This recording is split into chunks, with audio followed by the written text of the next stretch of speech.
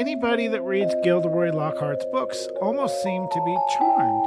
In other words, Yeah, so then he just proceeds to take credit for Harry's car ride and the destruction of the wall.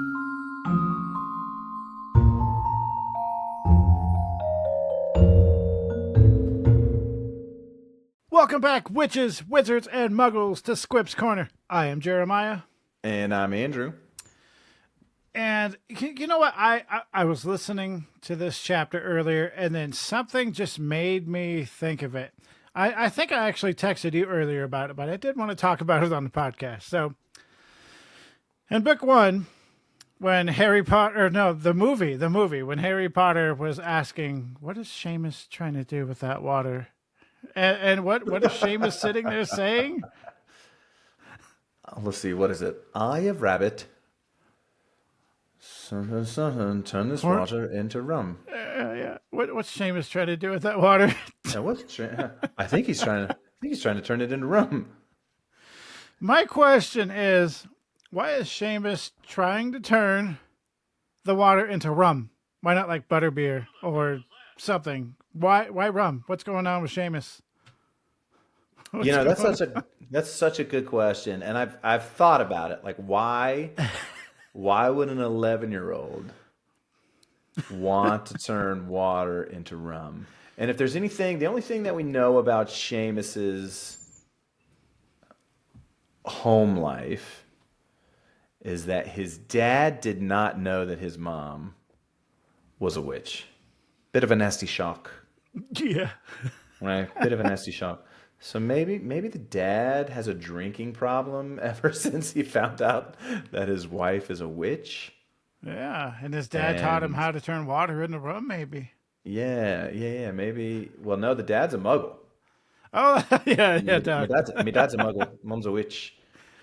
So, yeah, maybe his dad. And you know, you've got some of those families where they'll like let their kids try alcohol before they're, I guess in Britain it's 18, right? And here it's 21. So maybe Seamus's muggle dad, who has not gotten over the fact that his wife is a witch, is a high functioning alcoholic, and Seamus is like, look, this is stressful. School is stressful. I know how my dad dealt with stress. The main thing is we know he did not succeed because it blew up. So He did not succeed. So today we are covering we are reviewing Chapter 6 of the Chamber of Secrets. Gilderoy Lockhart, or Gilderoy the Arrogant, or as I would like to say, Gilderoy, my guy. Gilderoy the worst. Yes. And you know what? Let's go ahead and get right into the 7-word summary. Hold on. Gilderoy the worst? Well, okay. Okay, if I think ahead. All right. I'll give that to you. The worst.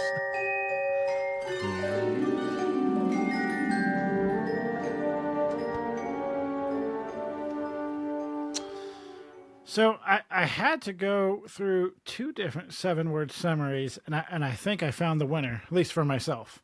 Okay. Not all famous people should stick together. Okay. I like that. Mine is Harry and Gilderoy. Right place, wrong time. Okay, there we go. Yeah. At least we went with the same people. Yes. I mean, the chapter is titled Gilderoy Lockhart. So if you didn't have Gilderoy in the summary. Well, I kept wanting to go that direction too. Like Harry, something's going on with Harry. Then Gilderoy shows up like Harry. I should have known. So we're going to start this out a little different than we normally do.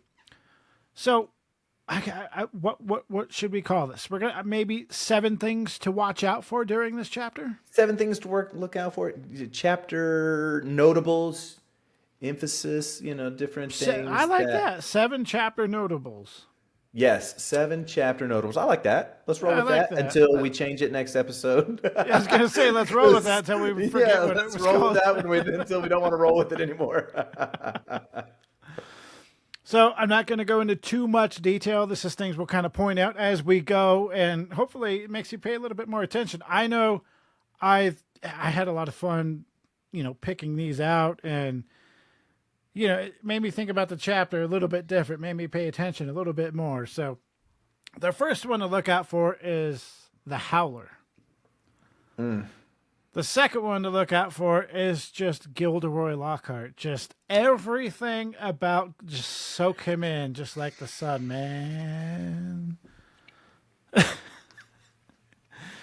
If you get, do you watch wrestling? Do you know about Chris Jericho? No. It was one of his gimmicks.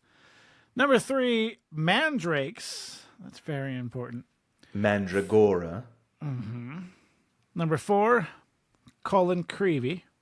Number 5, Harry Potter fan club gets mentioned, which I thought was kind of ironic. Number 6, Lockhart has a failed spell. Number 7, how many times does Lockhart say Harry? And I just wanted to end on something that I thought was funny. So, Harry. the way he says it too, it's just, and they get it so good in the audiobooks too. Oh my gosh, yes. It's so great. So do you want to go ahead and recap chapter 5? Yeah, so recap chapter 5.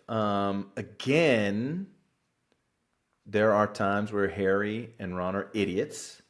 Mm-hmm. So they try to get to school. They go to King's Cross Station. They can't get through the barriers, so they, in all of their wisdom, say instead of waiting for an adult, 12 years waiting for a qualified wizard or witch, sending a letter with Hedwig, they said, let's steal my dad's flying car. So they fly to school, which was awesome at first, terrible ending. The car failed. They crash into a very special tree that plays significance in the story. The Whomping Willow beats the crap out of the car, almost beats the crap out of Harry and Ron. They escape, and then the car leaves. And they go up to the school. Severus Snape finds them outside, takes them in. They think they're going to be expelled, and luckily for them, they get off with detention. Yeah, slap on the wrist again. Yeah, then they get to go to bed. They go back to the common room with cheers and applause because naturally, anything secret at Hogwarts, everyone finds out about it. Yes, I love that. Now we're going to open a chapter with the first paragraph, like we always do. Like we always do. We have to. The next day, however, Harry barely grinned once.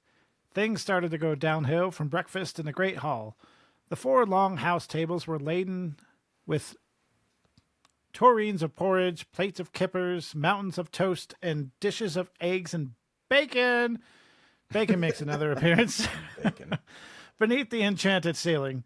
Today, a dull, cloudy gray, which isn't that a description in the very first or second chapter of the first book? We begin because this story takes place in the United Kingdom, yeah, you're going to hear cloudy, rainy days a lot. I just thought it was nice that that exact descriptor came up again. Harry and Ron sat down at the Gryffindor table next to Hermione, who had her copy of Voyages with Vampires, a Gilderoy book, propped open against a milk jug. There was a slight stiffness in the way she said, "Morning," which told Harry that she was still disapproving of the way they had arrived. And that's completely natural of Hermione. So, if you remember in the Wizarding World... On brand, if you will. Hermione is on brand, as the young people would say. Very so. Oh, yeah. So, if you remember in the Wizarding World, I'm sure we've shoved this down everybody's throat, so everybody should know... Dead useful owls. Yes. They deliver your mail and such. Like, that's not dead useful. Yes, in this super advanced, very convenient, magical world, they get their mail by owl post. But more importantly, remember when Dobby dropped that cake and Harry got a letter reiterating that he was not allowed to use magic outside of the school? Well, this letter was calmly read out So loud. calm, so matter of fact. Yeah, So matter of fact. very professionally. Yeah. Now, Andrew or Shout anybody out. listening, Shout out to Mathilda yeah, for just keeping it calm. keeping it and real, neutral. keeping it real. Yeah. Yeah. I'm sure your parents have yelled at you, but in the privacy of your own home. Most of the time it was in Most of it, privacy yeah. of my own home. Sure. Well, we'll go with that. Okay, we'll but go with that. imagine getting a letter that opened itself up and started yelling for everybody to hear. Not just like a grocery store's worth of people. Yeah. Everybody, the whole entire Everybody hears. school. Everybody hears. Yeah. So this letter that you're mentioning at the beginning of chapter 6, Gilderoy Lockhart, comes in a nice red envelope. And it doesn't matter if you open it or not, because the letter will open itself. So Ron gets one. Ron gets what's called a howler, delivered by the family owl named Errol, Errol. that ruddy owl. That ruddy owl. So a howler, we mentioned earlier, 7 chapter notables. A howler is a magical letter that was enchanted with a message from the sender that projects their voice at high volume. They come in distinctive red envelopes, and they're very easy to spot. Ron was in the Great Hall for breakfast. That means the Great Hall was jam-packed with all the students, all the staff. And I'd imagine this is, at least for a 12-year-old, a nightmare. Yeah. A nightmare to be chastised by your mom in front of the entire school. Because, and you know what's interesting? Our boy Neville is urging Ron to open it. Yeah, just open it and get it over Ron, with. open it. And then he says something interesting. He goes, Gran sent me one before. Now, he lives with his grandmother. So that means that she would have sent him one last year, which we didn't read in the book. Well, we don't know the situation in which she sent it either. Well, I think the situation was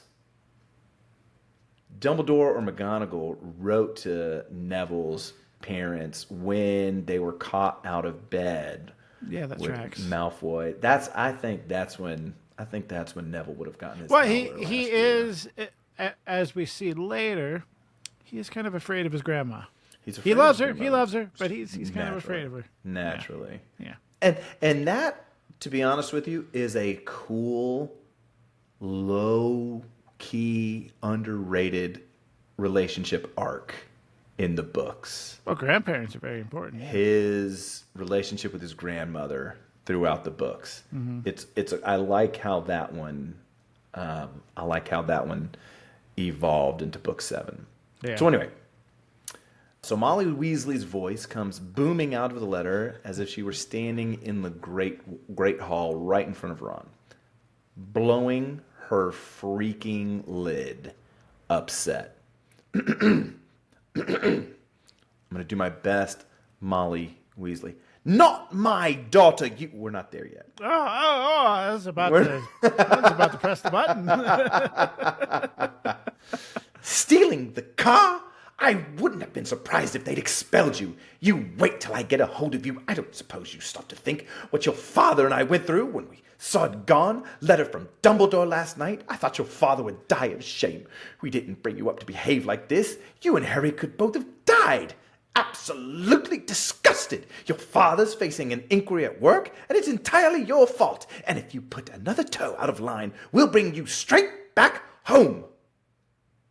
And it's fitting that you're a Insane. little bit echoey, because it's kind of how, well, at least in the audiobook, that's how why, it sounds. Yeah, that's why I did it. That's why I did my mic like this, to be a little echoey this episode. So do the howler. This was pre-planned. This was worked out great. premeditated.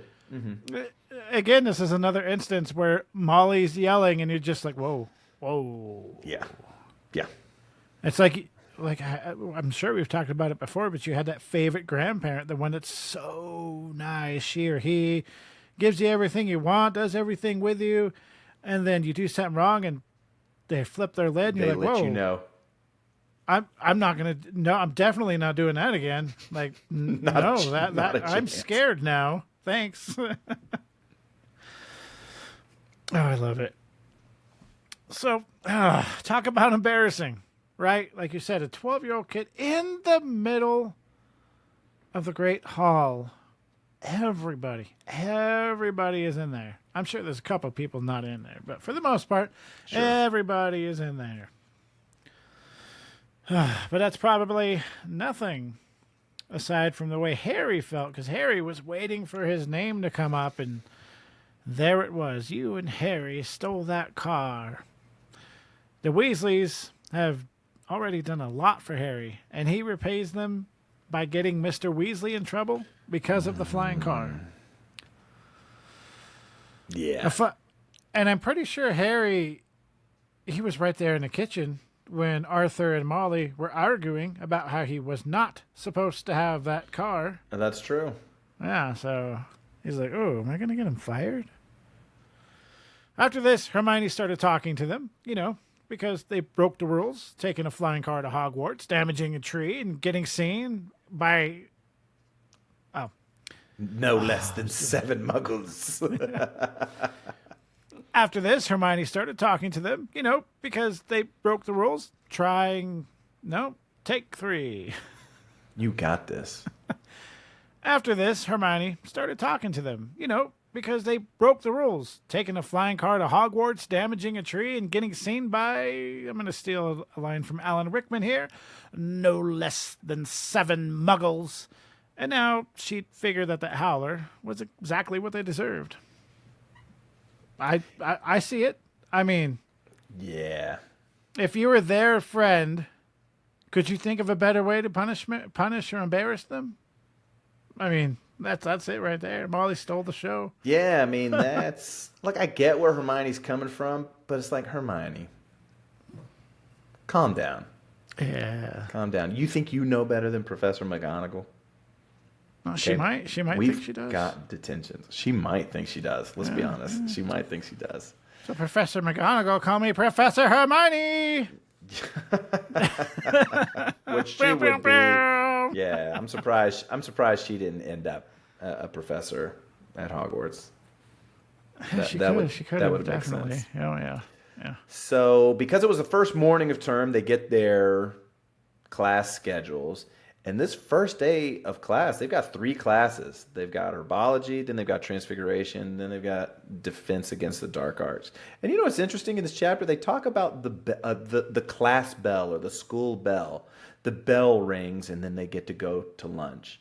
Well, they never did that in the movies, did they? No, I never. I don't think there was any bell thing. It's almost like you don't expect that in a magical school. You just assume that there's a lot you don't expect in a magical world because you're expecting things to work a lot different than they do. Yeah, you think there'd be some floating hourglass. Yeah, in the corner. Once the hourglass is done. In Hogwarts, somewhere else you'd expect something a lot more sophisticated than a floating hourglass. That's true. But so this first class is with the Hufflepuffs. But before we go on, why don't you let's tell them what Herbology is. Because I don't think we've had Herbology yet at this point.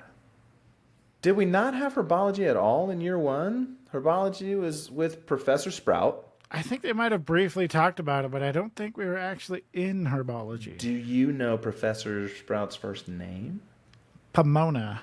It is Pomona. Yes. Very well done. I didn't freeze. You see? You did. I put you. I did when you not stop warn thinking. him. When you stop thinking, the answers come. Yeah, so Herbology is all about magical plants that they can grow and cultivate. Most of them have some sort of use or some sort of spectacular power to them. Use. Yeah, so it's not like they're growing roses and daffodils and stuff like that.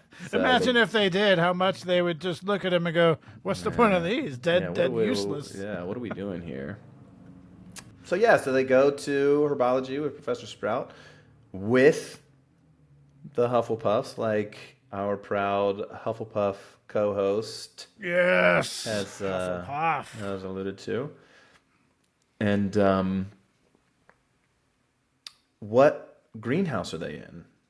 I think they're in greenhouse 3. They are in greenhouse 3. Yeah, so it sounds like the greenhouses are different tiers of like, yeah. Oh, this one's boring. Oh, this one's cool. Oh, this is where the advanced people go. Sure. Yeah, you would imagine that each, obviously there's multiple greenhouses. They would have different plants with severity of negative consequences, right? Yeah, well, the mandrake, pretty severe consequences if you don't do it right. Yes, and we also meet another plant in this chapter other than the mandrake. Do you know what it is? I listened to the chapter twice, so I'm trying to think of the exact name. I was just focusing on the mandrake, I guess. It's something tentacula. Okay. Tentacula. Because she tells them like, don't get close to it and then she like wipes it off her shoulder because they're teething. Yeah. They're teething. Anyway, so I have to add this in because it's good character development. This man is one of the 7 things to pay attention to. What's it called? What did we call it? Gildy Lockhart. No. What do we call the 7 things to pay attention to? The 7 chapter notables. There we go. That's sorry, we got to get used to this. I'm gonna write that down. 7 chapter notables. Gilderoy Lockhart.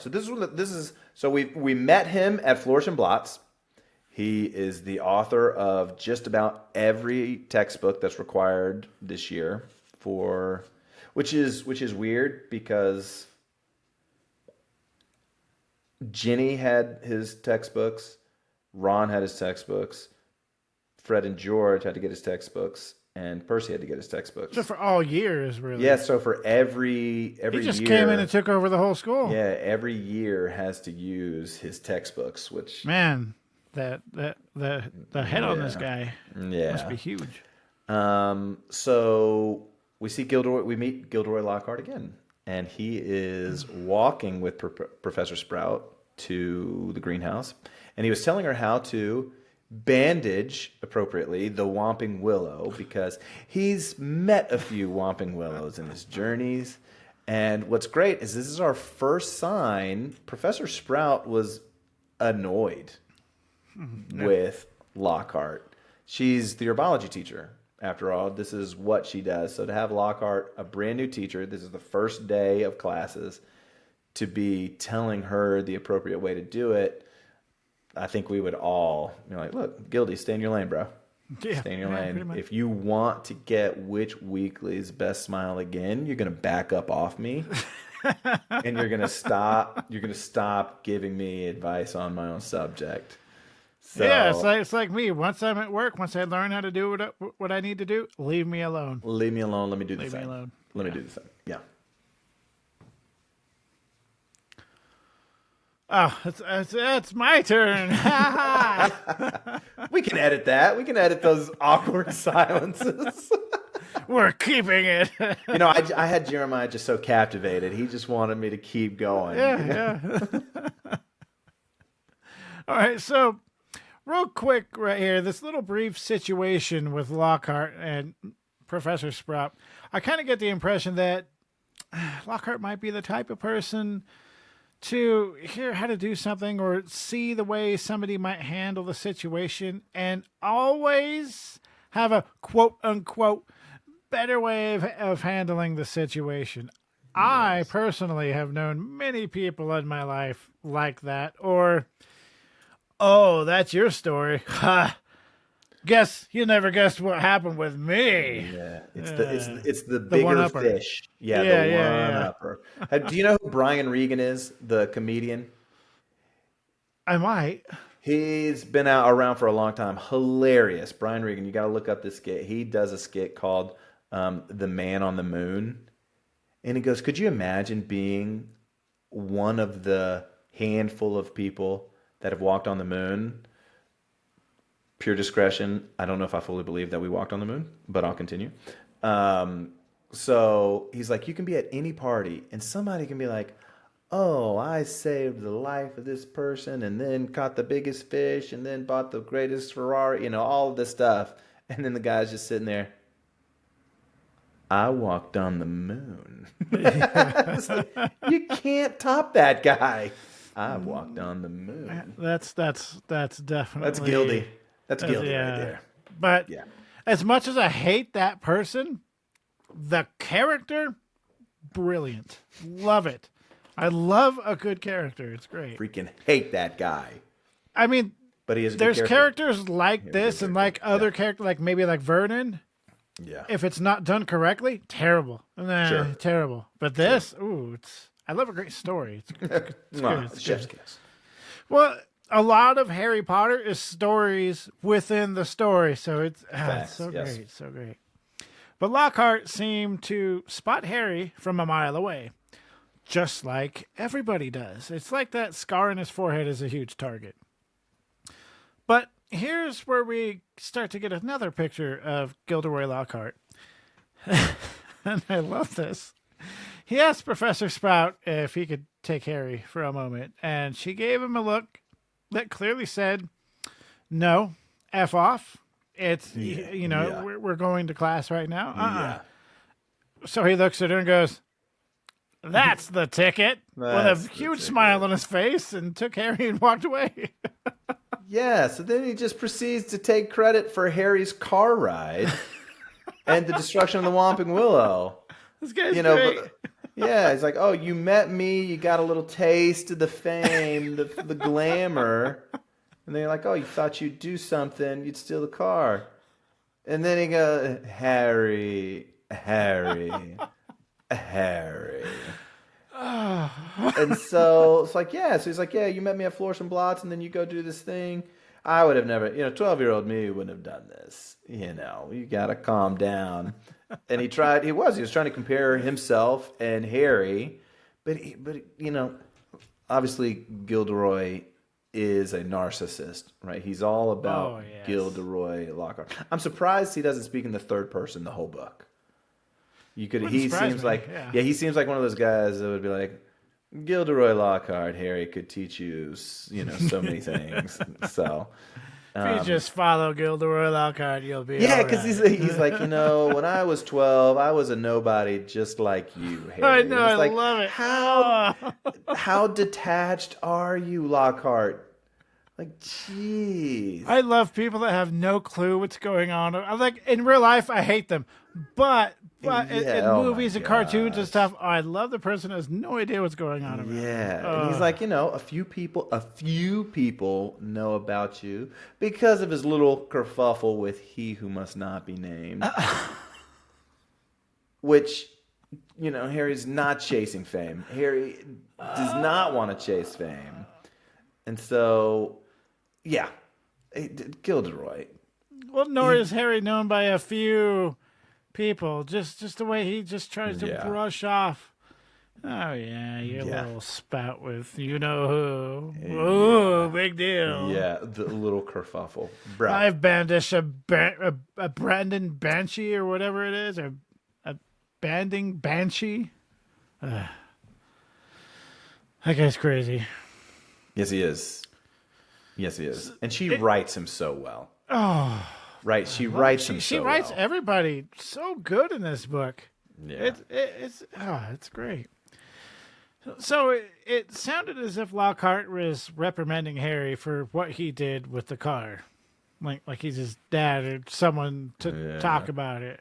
He talks with this real, as a matter of fact, tone. He talks to Harry like he's going to be his mentor to fame. Yeah, that was the whole thing for my 7-word summary. Not all famous people need to stick together. Yes.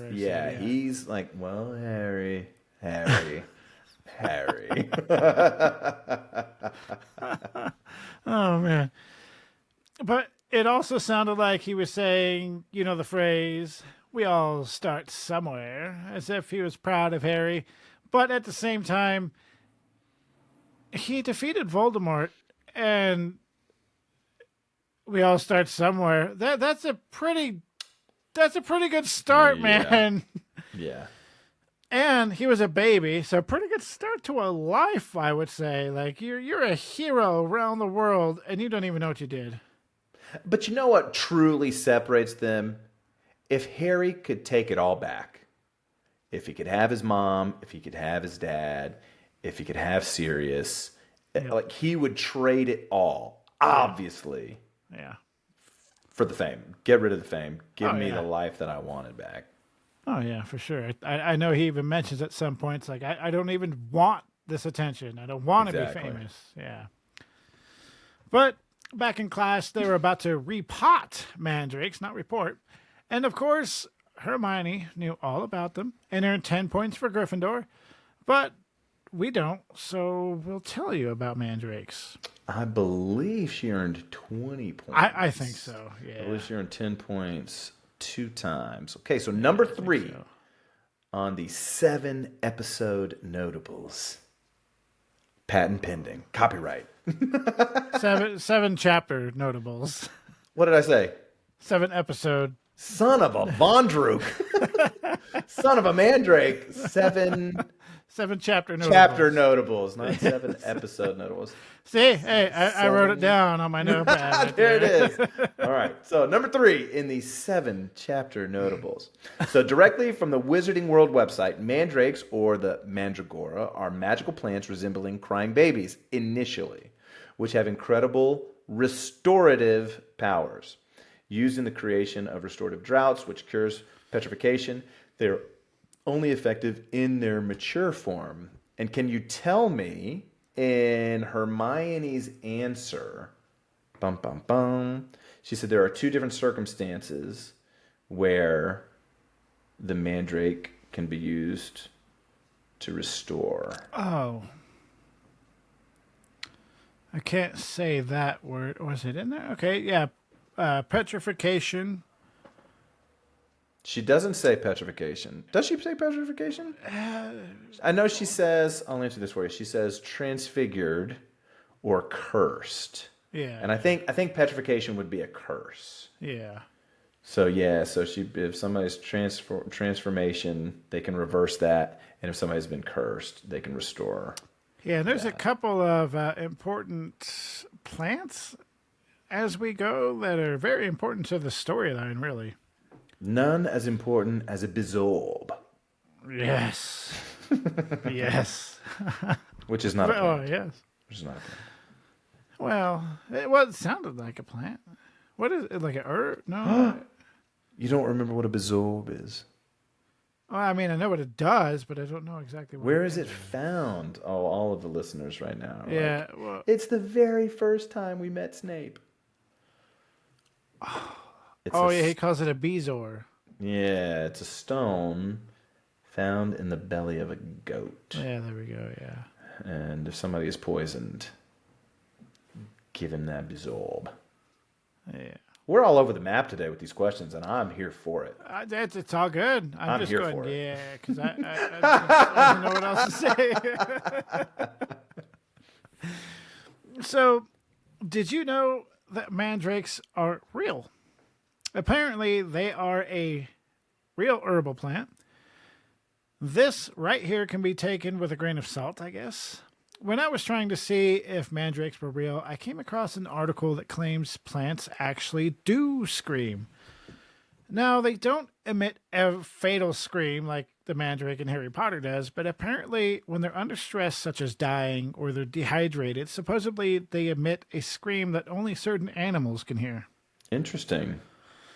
Yeah, just so this brings me, because I keep seeing it pop up again, I guess there was this lady that air fried crabs, and everybody is just having a conniption over it because Oh she no. thinks they're done cooking, and she looks and they're still moving around, and this brings up the whole thing: can crabs feel pain? Which they can, Yeah, sure. and yeah, plants scream when they die. No. I can imagine. Yeah, yeah, yeah. I don't eat Yep. crabs for that reason. So I will eat all of the crabs on your behalf. good, go for I it. apologize I also for can't afford crabs. some things are worth. What did I read the other day? Some things are worth going into debt for. No, it was. I saw something the other day. It was like, what if God gave us 2 kidneys, knowing that we would need emergency funds? Yeah, jeez. Yeah, that guy's smart. We digress. We digress. So, in the wizarding world, mandrakes are used for a handful of antidotes, including for people who have become petrified, which obviously we see in this book since you've all read it and or watched the film. But their screams are so loud from a mature mandrake plant that they can be fatal. So you have to wear hearing protection when handling them. They also have to be mature, obviously, for those antidotes. So when we're introduced to a new character in this chapter in Herbology, they're not dealing with mature plants. They're actually dealing with very young plants. But they have to break into groups of 4 people. So Ron, Harry, and Hermione get together, and you'd think that Neville would join them. But for some reason, a random Hufflepuff joins them. Justin Finch Fletchley, which Got obviously to he plays. introduce the new characters. Got to introduce a new character. He's very relevant in this book. He's very relevant. So we get to meet him in Herbology. So obviously he's the same year as Harry, Ron, and Hermione. And what's interesting about Justin Finch Fletchley, he says something. Well, he's a point of contention too at some point. So He's a point of contention. Yep, he's a point Yeah. of contention. But he says, if you remember, he wasn't originally going to go to Hogwarts. He was going, his name was down for Eton, which is interesting because in a few books, in 2 books, we'll have the Triwizard Tournament with 3 schools, and Eton is not one of those schools. yeah, no. So I thought that was interesting. That So he dodged a bullet. Yeah, so we're introduced to another school, and we don't ever hear anything about this school Nope, ever that's it. again, which would be interesting. Because I always thought when I was reading the books that there would be Quidditch competitions with the other schools. After Like I said, Quidditch is not used enough in the books. I would like it to be used more. No, because we had the World Cup, so knowing that Quidditch is international, and then they say, okay, we're going to have this competition with other schools. Yeah, sweet, Quidditch. No, Triwizard Tournament. Okay. And then after that, nothing else. I thought it would have been cool. Well, we'll get to that when we get to that. That's When we get to that, not this year. yeah, it's not the best part of the series. So anyway, so we meet Justin Finch Fletchley, who is a second-year Hufflepuff, who was down for Eton, but he came to Hogwarts. And he seemed to know all about Harry, Ron, and Hermione, which I think everyone would at this point, especially how year 1 ended for Gryffindor. And Like I Harry, said, could you Ron, just Hermione, imagine and the other Neville. students walking around just at ease, and then you got the 3 of them, just their heads full of everything? Yeah. And I'm like, oh, man. So I can understand why somebody would jump at the opportunity to be at their table. Oh, yes. The Yeah, popular and kids. I never thought of it like that. The popular kids. Wow. Oh, I mean, who else? Who else scored 160 points for their house at the end of a school year? Harry, Ron, Not and Hermione, Draco. they're Not legends. Draco. Not Draco. Certainly not Draco. Nope. Man had to buy his way onto the Quidditch team, Oh, yes, he did. which we'll go over later. Yeah. Yeah, so he also there are some comparisons with him and Hermione. He also talks fast, he's very smart, and he's a big fan of Gilderoy Lockhart too. He's read his books. Yeah. He's read his And books. is Colin Creevy also a fan, or is it just Justin? Because it could have just been Justin. Because I think I had to. Colin Creevy's brand new. He's Muggle-born. Yeah, so he's So I just think he interested in would've- everything. I think he would have found out, which I'm sure Hermione found out about Lockhart when they got everything. But I could kind of see Colin as I read these books early. Yeah, it's mostly the females that are all googly eyed over him, and the guys, they all just see right through him. Yes. So dumb old Justin. Yeah, well, he's a problem. He's a problem. So our second class is Transfiguration with Professor McGonagall. Harry and Ron, they're not very good in this class, but of course Hermione is. And I want to point out, as we go through these books, just pay attention to Harry. He's honestly not very good at a lot. Him being the main person in the series and getting as much attention as he does and as much progression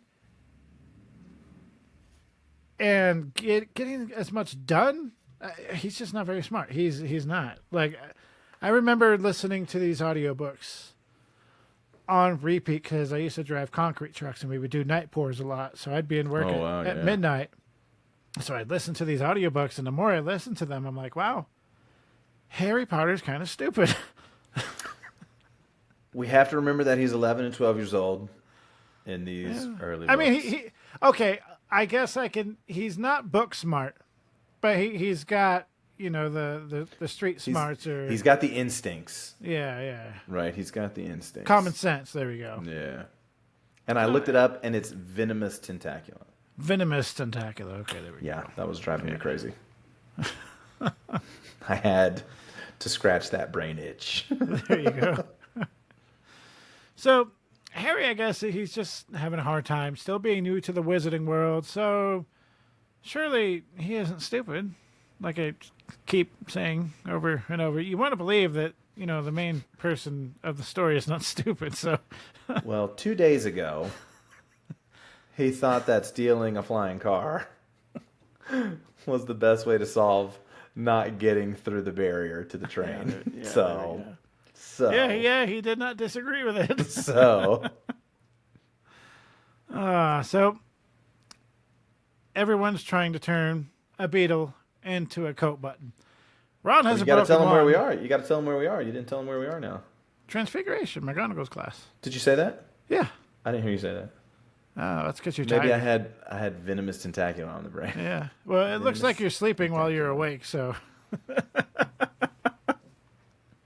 You've been busy. The drought of living death. Yes.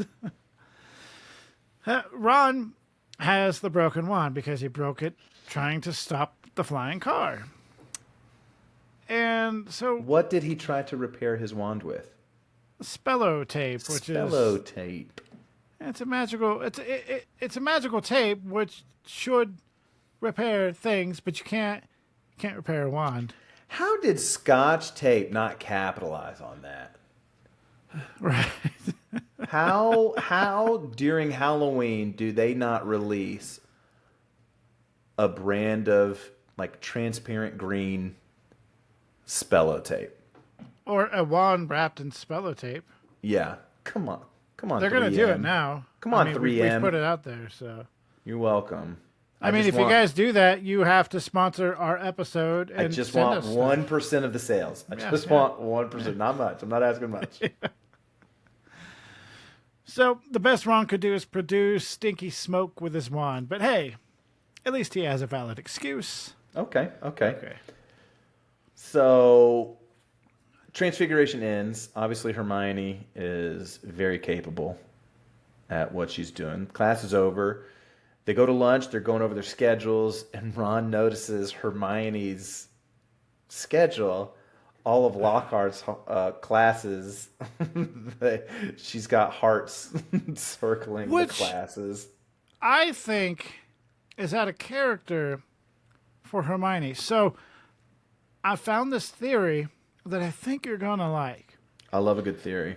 I know you do. So I did a little bit of digging because I always notice the girls of any age, Molly, Hermione, they're swooning over Lockhart. But the guys, save for Justin, they kind of just roll their eyes and start groaning. Like I said, they see right through him. So my theory is, and it's one I guess I've seen around and it makes sense, anybody that reads Gilderoy Lockhart's books almost seem to be charmed.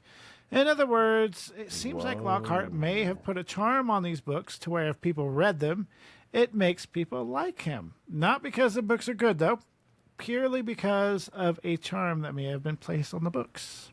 I like it. Yeah, maybe I like like a it. I'll love go with potion. it. Yeah, because when you read it, Lockhart checks several boxes for Hermione. He's handsome. Obviously, he's portrayed as being very handsome. He has written several books. So I can imagine Hermione being all about, oh my gosh, he's written all these books and he's traveled the world. He's done all these things. So, but no, I like that. Molly, all of the ladies swooning over it. They read the books and there's some charm on the books that. Well, most guys like are going to look at the picture of the book and go, "Oh, what a tool," Yeah, and I'm then not not gonna open read it. Yeah. Yeah, so No, I get it. I like this theory. I think it holds weight. I like it. Yeah. I like it. There we go. Harry Potter sponsor us. There you go. That's right. That's right. So now, number 4 on the list of 7 chapter notables, we meet another new character who has a good arc throughout the series. Muggle-born first-year Gryffindor Colin Creevey, who is obsessed with taking pictures. And he asks Harry to take a picture and to see if Harry will sign it. Ooh. Now, we learned something from Colin that we don't hear anywhere else. When he's talking to Harry, he goes, isn't it cool that the pictures here move if they're developed in a certain potion? Now, we knew that The pictures moved. Yeah. pictures move, chocolate cards, Dumbledore leaves. Well, yeah, he can't stay there all day. The talking portraits, the fat lady, lots of things. But pictures, if developed in potions, the appropriate potion, so which got me thinking, most of the portraits at Hogwarts are hundreds, if not thousands of years old. They weren't developed in a potion. The chocolate cards certainly weren't developed in a potion. So I'm wondering, is Colin right here? Or do you think there's multiple other magic used, spells, different things like that? I'm sure there could be other magic, but this is the only time this gets brought up, as far as I know. So So pretty cool. I mean, there is misinformation in the wizarding world as well. So That's true.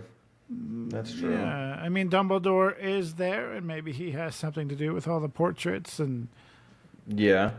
I mean, it could just be a simple spell too. Yeah, you'd think, I mean, if you can transfigure, as we know that Dumbledore can, and obviously Professor McGonagall can, if you can transfigure items to become animated, why not a portrait? Right?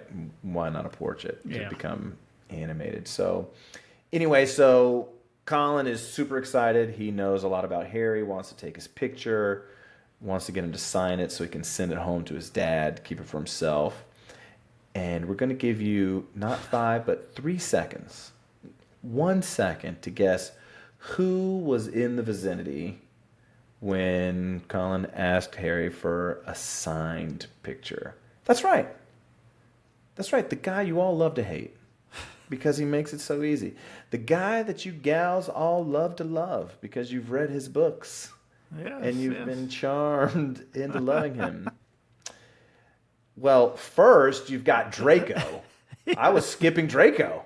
You got Voldemort. Yeah, we hate him too. Everybody loves Voldemort. Yeah. Voldemort Lockhart. Gilderoy comes in just a few moments. So obviously Draco's overhearing this. He goes, "Oh, signing autographing photos, Potter. Everybody line up. Harry's signing photos." And you're just like, "Oh, Draco." And I believe he mentions like what he was trying to start a fan club. Yeah. Yeah. So. And what does he say? He goes, Colin and who else could start the fan club? Gilderoy? Ginny. Oh. Yeah. Maybe Ron says that. I'd have to go back. One of them says, Colin. I'm pretty sure he said it was Draco. Colin and Ginny can start. And yeah. Yeah. And that's our chapter notable number 5, the Harry Potter fan club, which really has nothing to do with anything. It's just ironic. So, Don't you think? A little too ironic. And yeah, I really do think. every episode we have to bring up a song now. Last Oh, time it was George of the Jungle. Fun fact. My very first Walkman, I was in middle school, my very first cassette, Alanis Morissette. There you go. I can't Shout out mine. Alanis Morissette. Yeah, I know I had cassettes. I just Ironic don't was a know. great song. Yeah. So, Draco Malfoy showing up at this time could be the worst possible thing that could happen right now, right? Could be the worst. Yeah, could be. Well, But is it? no, because right behind him was my guy Gilderoy Lockhart. Oh, who, guilty. he seemed to be happy at the prospect of Harry Potter signing pictures. And he took the opportunity to have Colin take a picture of both Lockhart, himself, and Harry. And he said, take a picture of the two of us, and we'll both autograph it. And I just want to point out, you called him Colin. I know. Okay, I just want no disrespect to Colin. I figured you caught that. But you did call him Colin. I did. And, kids, that's something very different. So I do want to point out, they never signed those pictures, and there's a very good reason why, and you'll have to wait and find out. Lockhart somehow took credit, of course, for covering for Harry. So which one's worse, Lockhart or Draco? I mean, Lockhart's annoying in a funny way, I suppose, and Draco's just annoying. Well, Draco, he's already got beef with. Yeah. Everyone knows Harry and Draco have beef. But now Lockhart is making it sound like Harry is trying to be famous. Yeah. And yeah, exactly. now you see, oh, Harry, come here, you and me, we're going to... So not only does he look like he's trying to be famous, but now, is he a teacher's pet too? You know, Lockhart's way worse. That guy's the worst. You say. So he somehow took credit for covering for Harry, saying something along the lines, if it looked like Colin were taking a picture of the two of us, it didn't look like a big deal like it would if Colin was just taking a picture of Harry. Then basically said signing autograph pictures is a bit too much right now, and he should start with something a little smaller. Again, Lockhart he's just thinking Harry's following in his footsteps. Like he immediately came up and went, Yeah. oh, I've done it again. Oh my gosh. And if that's not the worst thing, what class do they have immediately after this? Defense against the Snape. The Dark Arts. Taught by your boy. Yes. Your boy, old Gildy Lockhart. And the first thing Lockhart does, which is such a pompous move. Such a pompous move.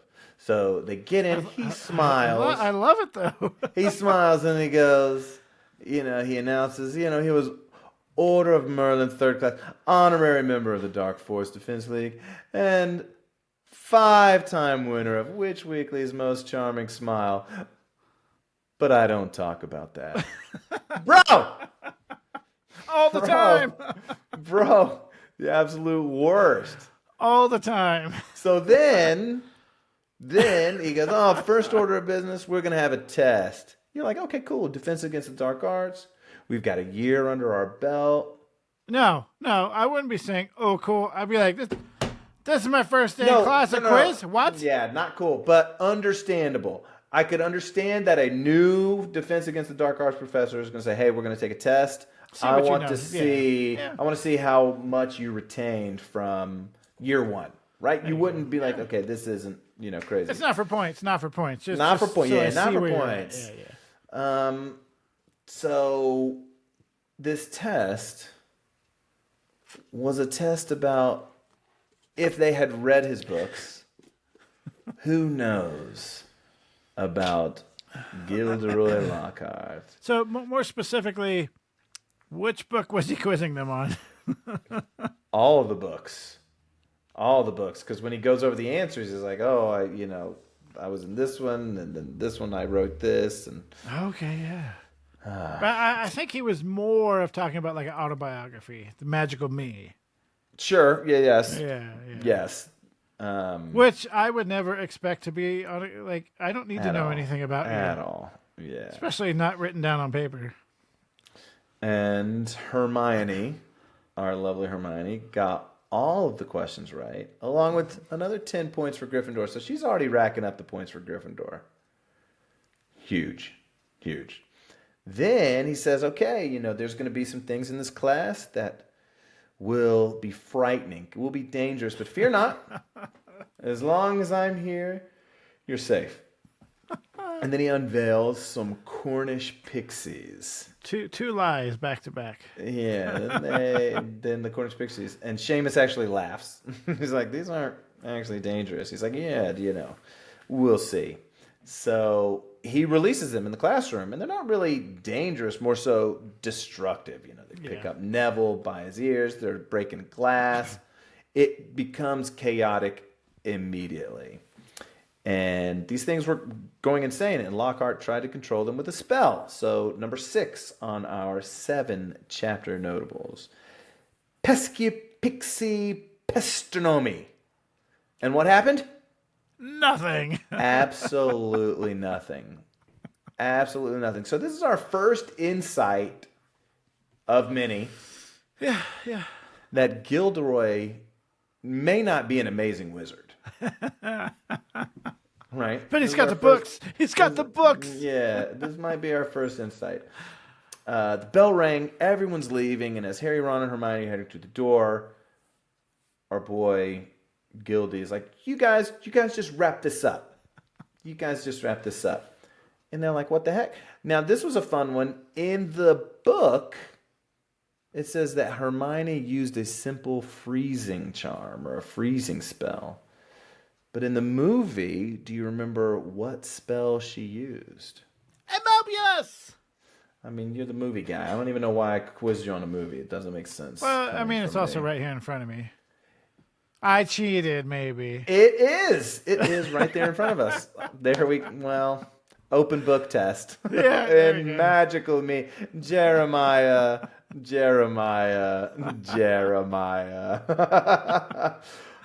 So the 12-year-old girl, The 12-year-old girl. the second-year student, brightest witch of her age. We'll give it to her. Yeah. I mean, this is Hermione that we're talking about. Give credit where credit's due. Simple spell. She fixes the problem. Not sure why she didn't fix the problem earlier.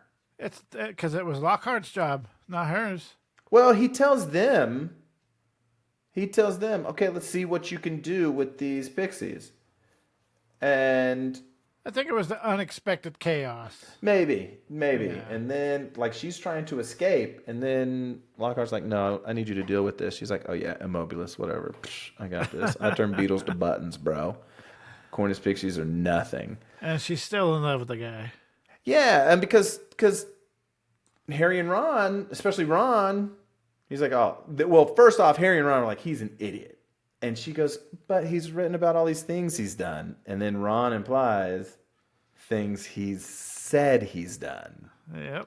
So it's like, ooh. Yeah, we all kind of see that. I mean, we're just getting to know him, and we're just laying it on super thick. Yeah. But it's hard not to. He just gives you so much to run with. I mean. Whoa. Oh, yeah. So you guys didn't think we were going to end with 6, right? 6 chapter notables? No, we got pop quiz for the 7th chapter notable. How many times did Gilderoy Lockhart say Harry? In this chapter? Or just Harry? Yeah, in this chapter. Well, Just in this chapter. So I know twice he says Harry, Harry, Harry. So that's 6. Can I see Harry? 7, 8, 9. I'm going to go 11. Oh, you're so close, but you are not correct. Higher or lower? Higher. 13. Higher. 15. 15. Yep. Wow. 15. Yeah, I had to listen to it a second time to tabulate. to get that. Yeah, I thought it was going to be more, but 15. That's in one chapter. One person's name. Harry. Yeah, that's Harry.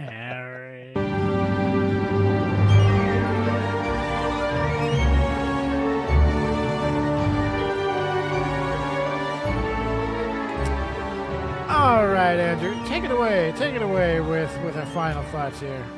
Let's see. Final thoughts. I loved the chapter. Oh, very fun. This is one of the funnest chapters so far. Yeah, we don't get a lot of in Philosopher's Stone. We don't get a lot of classroom time.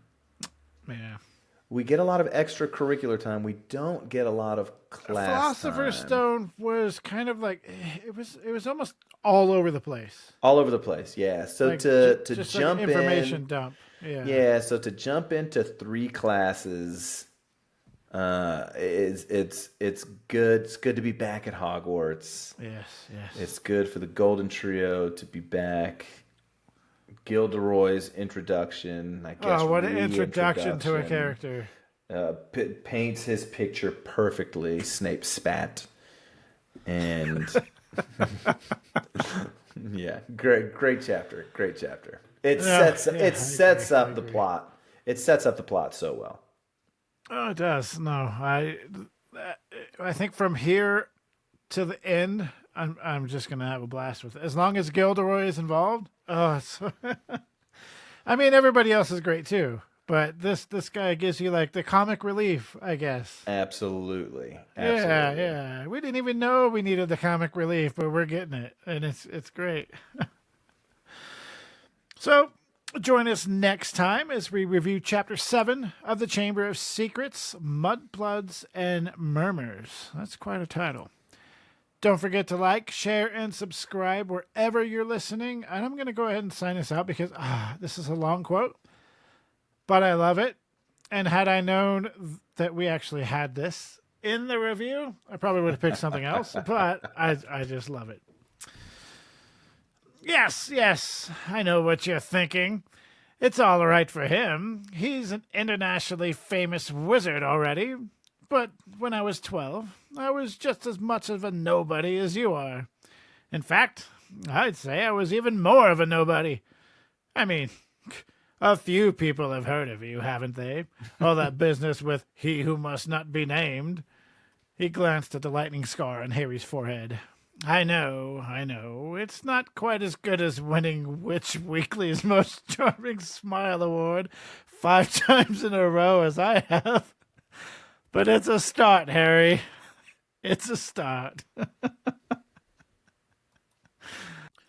Squib's Corner is hosted by Jeremiah Loball and co-host by Andrew Beecham. We would love to hear from you, so drop us a rate and review. To inquire about being a guest and for questions, comments, or to just give us your Harry Potter story, email us at squibscorner@gmail.com. To watch Harry Potter merch unboxings, follow my YouTube, Accio Potter Guy. Lastly, you can leave us a voice memo, and don't forget to follow us on Instagram at Squib's Corner.